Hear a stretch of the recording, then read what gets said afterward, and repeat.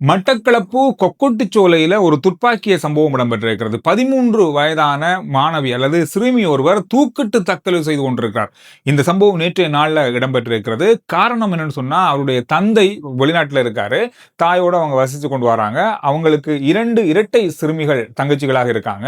இவங்களுக்கு அவங்களோட அப்பா ஆடைகள் வாங்குறதுக்கு பணம் அனுப்பியிருக்காரு. அவங்களுக்கு ஆடைகள் வாங்கி அனுப்பியிருக்கார். என்னமோ ஒரு விஷயம் நடந்திருக்கு. இத அவங்களுக்கு குடுத்தது பிறகு தகப்பனார் என்ன செஞ்சுக்காருன்னு சொன்னா, வார மாதம் நான் ஊருக்கு வந்துருவேன். பிள்ளைக்கு நான் உடுப்புகள் இங்கிருந்து வாங்கி கொண்டு வரேன். இல்ல வந்தோனே வாங்கி தாரேன் அப்படின்ற மாரி சொல்லியிருக்காங்க. இத கேட்டுட்டு ஓம் அப்படின்னு சொல்லிட்டு இவங்க என்ன செஞ்சிருக்காங்கன்னா, நேற்று மாலை 4:55 அந்த மணி அளவுல தூக்கிட்டு தற்கொலை செய்து கொண்டிருக்காங்க. அவங்கள பார்த்த உறவினர்கள் அவங்கள எடுத்துக்கொண்டு வைத்தியசாலைக்கு சென்ற பொழுது, ஏற்கனவே அவங்க உயிரிழந்துட்டாங்க அப்படின்ற மாதிரி வைத்தியசாலை வட்டாரங்கள் சொல்லியிருக்கு.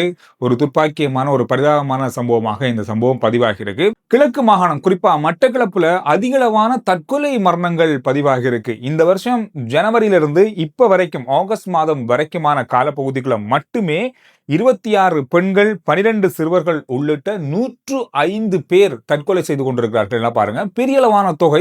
இதை விட அதிகமான தொகை போன வருஷம் 2024ஆம் ஆண்டு நடந்திருக்கிறது. 2024ஆம் ஆண்டு முழுவதுமாக பார்க்க போனா ஜனவரியிலிருந்து டிசம்பர் 31ஆம் தேதி வரைக்குமான காலப்பகுதிக்குள்ள 48 பெண்கள் உள்ளிட்ட 172 பேர் தற்கொலை செய்து கொண்டிருக்காங்கன்னா பாருங்க. இதற்குள்ள சிறுவர்கள், ஆண்கள், பெண்கள் என்று பெரிய அளவான தற்கொலை மரணங்கள் பதிவாகி இருக்கிறது.